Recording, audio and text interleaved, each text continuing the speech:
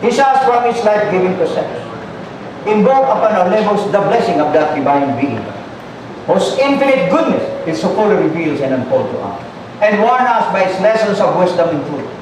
And you will have faithfully performed your solemn services, which we should constantly render to our great Creator, and which will offer by one whose holy profession is to allure to brighter words and lead the way.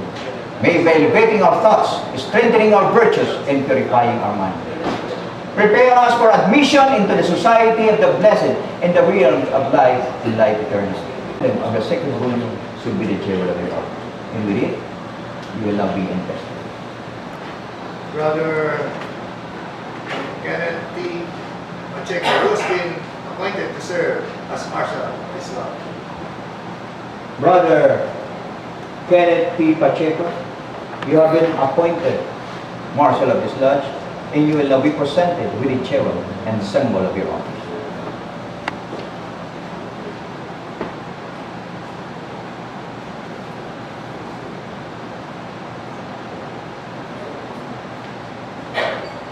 The baton is an emblem of command and is sufficiently significant of your duties.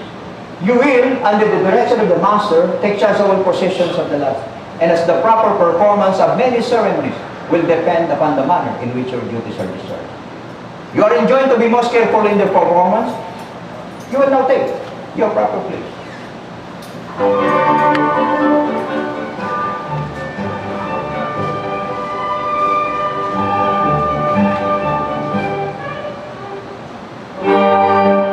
You will now present the brethren who have been appointed to serve this lodge as senior and junior deacons.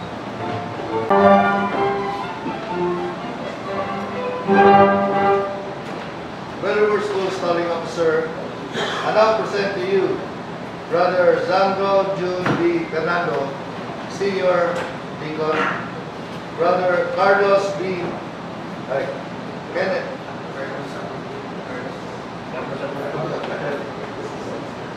Brother Carlos B. Aguto, Junior Deacon, who has been appointed to serve as deacons of this lodge for the ensuing Masonic year.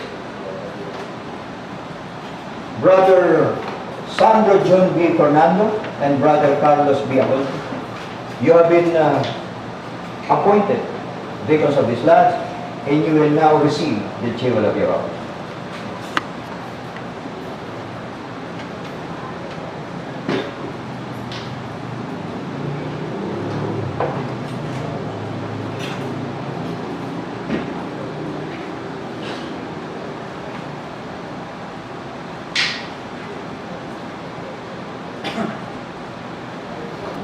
They indicate that it is your province to attend upon the master and warden and to act as their proxies in the active duties of this lodge. It will be your special duty, brother senior deacon, to carry orders from the worshipful mass in the east to the senior warden in the west, and elsewhere about the lodge as required. Attend to all alarms at the door of the preparation room, receive and conduct candidate, introduce and accommodate visiting brethren.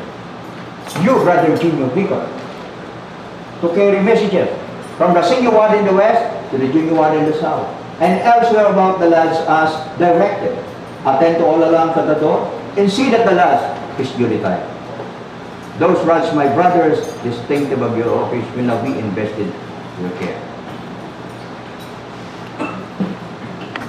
And believing from your past deportment in the lodge that those duties will be discharged with ability and zeal, I dismiss you to your respective places.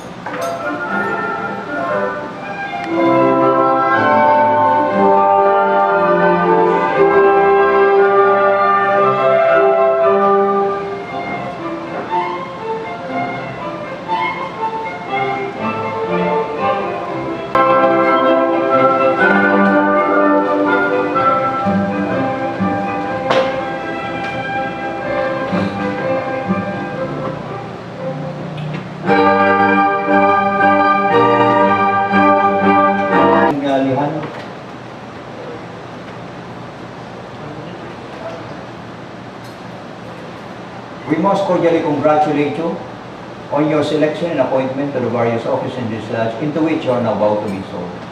Your will and knowledge of Masonic law and procedure, your familiarity with the Constitution, laws, and edicts of this lodge, and your acknowledged uprightness of character and integrity of purpose. So perceive the necessity of placing you under any special obligation concerning the duties you are about to assume. There's no other human institution which requires of its votaries a more conscientious discharge of duties than does the Masonic fraternity. Therefore, it is expected that you will at no time lose sight of the great and undying principles of our institution, that you will discharge your duties with credit to yourself and honor to the fraternity. And we pledge you the active assistance and sympathy of your brethren and officers. Go forth, therefore, into the discharge of these duties. You will now be invested with the Pdgl of your own.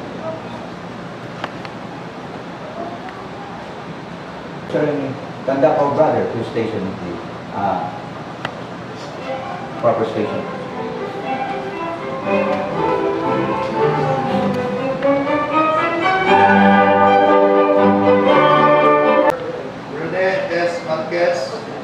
Appointed as Senior Steward. Brother Nestor C. Pdgl, appointed as Junior Steward for the issuing Masonic Pdgl. Brother Rene Marquez and Brother Nestor Pdgl, you have been appointed steward of this lodge, and I will now instruct you in your duties. In all the times your province was to superintend and provide for the festivals of the crown, to assist in the collection of dues and subscription, to keep an account of the expenses for refreshment, and every brother suitably provided for. In later times, however, the provision of actual refreshment in that. Brother Renato S. Roque, you have been appointed organist of this lodge, and of course, with great pleasure to invest you with the Pdgl of your office.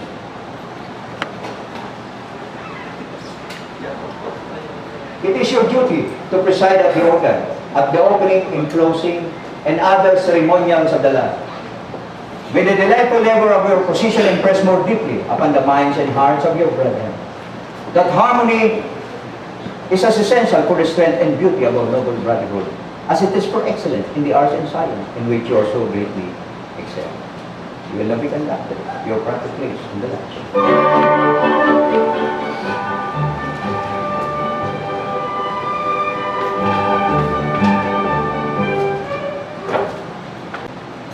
Wherever School Starting Officer, I now present to you Wherever School Robert R. Saluta, who has been appointed to serve as Tyler of this lodge, pursuing Masonic Pdgl. Been appointed Tyler of this lodge, and you will now be presented with a chariot and implemented of your office.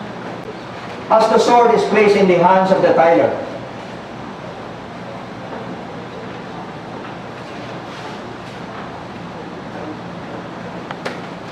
to enable him effectively to guard against the approach of cowards and entrappers, and suffer not to pass or repass, but as are duly qualified to set a guard over our thoughts, a watch to our lips, and remember that the honor, reputation of your lodge will materially depend upon the skill and assiduity with which you manage is concerned, and the happiness of its members will be generally promoted in proportion to the watchful care with which you cherish the genuine principles of our institution.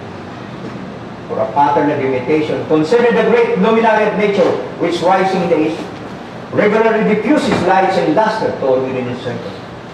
In like manner, it is your province to spread and communicate light and instruction to the brethren of your lodge. Forcibly impress upon them the dignity and high importance of Masonry, and seriously admonish them never to disgrace it. Charge them to practice out of the lodge those great moral duties which they have been taught to me, and by amiable, discreet, and virtuous conduct to convince mankind of the goodness of this institution. So that, when a person is said to be a member of it, the world may know that he is one to whom the burdened heart may pour out his sorrow.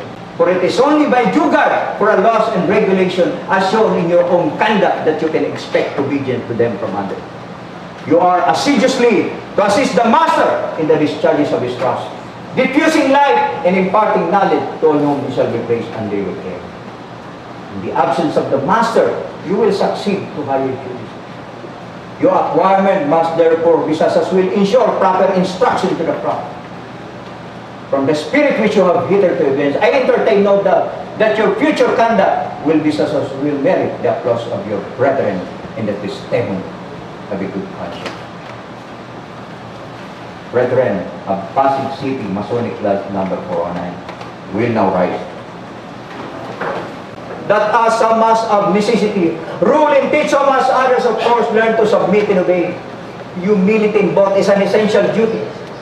The officers who have been chosen to govern your land are sufficiently conversant with the rules of propriety and the laws of the institution to avoid exceeding the power with which they are entrusted.